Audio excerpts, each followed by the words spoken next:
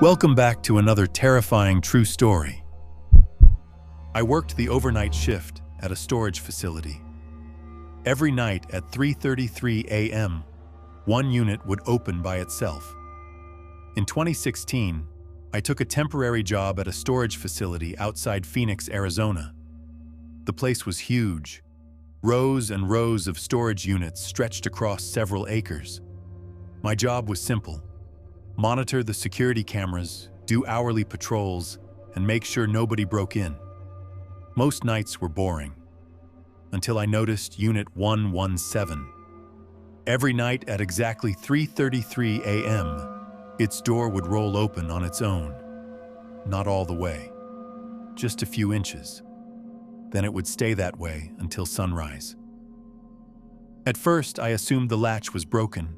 The manager disagreed. According to maintenance records, the unit had been inspected multiple times. Nothing was wrong with it. Even stranger, Unit 117 wasn't rented. It had been empty for years. The first time I saw it happen, I ignored it. The second time, I became curious. By the fifth night, I decided to investigate. At 3:30 a.m., I walked out to the unit. The facility was silent. No wind, no traffic, nothing. At exactly 3:33, I heard a metallic click. The lock released. Then the door slowly rolled upward. Just a few inches, exactly as it had on the cameras. I knelt and looked underneath. The unit appeared empty. Concrete floor, bare walls, nothing inside.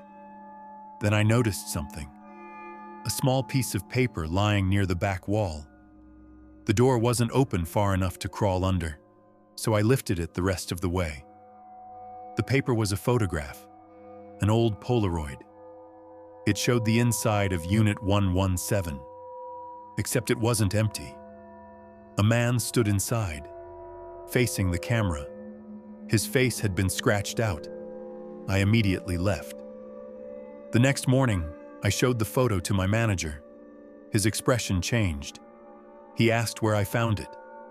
When I explained, he quietly took the photograph and locked it in his desk. That should have been the end of it. Instead, it only made me more curious. A few days later, I searched public records.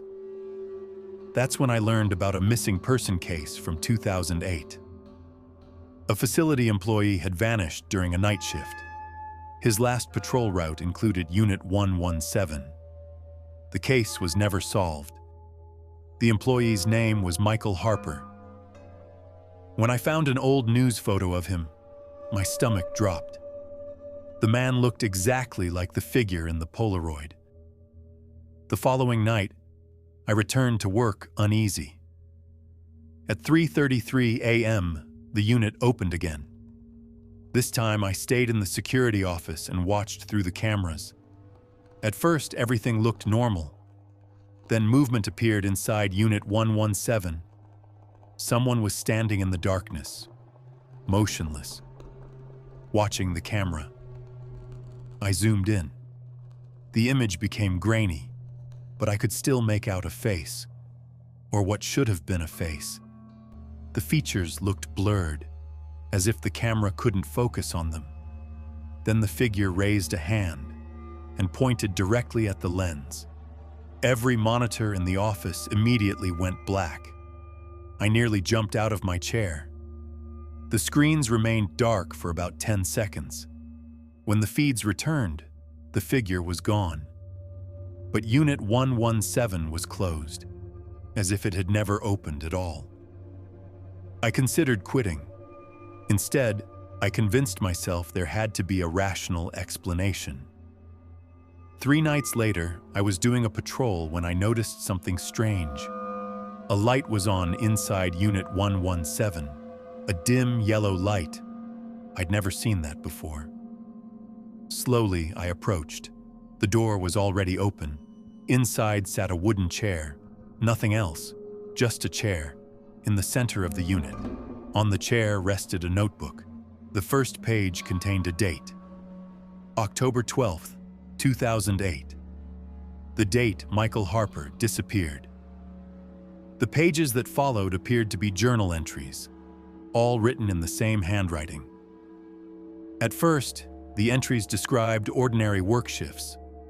Then they became increasingly frantic. Michael claimed he kept seeing someone standing inside Unit 117, someone who appeared only after 3:33 a.m. The final entry read, "It's pretending to be me now." Then the notebook ended. I heard a noise behind me, a cough. I spun around. Nobody. The facility corridor was empty. Then I heard another sound, a voice from inside the unit, a voice identical to mine.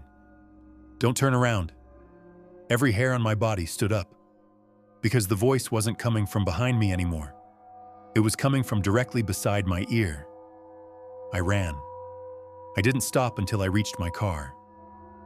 The next day, I quit.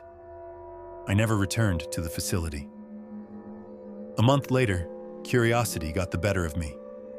I drove past the property. The entire place was gone, demolished. A chain-link fence surrounded an empty lot.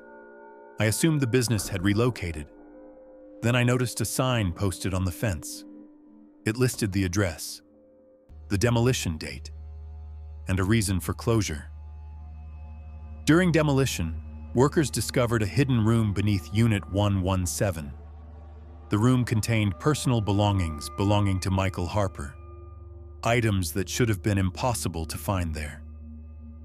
The official report stated no human remains were recovered, but one detail never appeared in the news. I know because a former co-worker told me. Among the recovered items was a security photograph taken on the night Michael disappeared.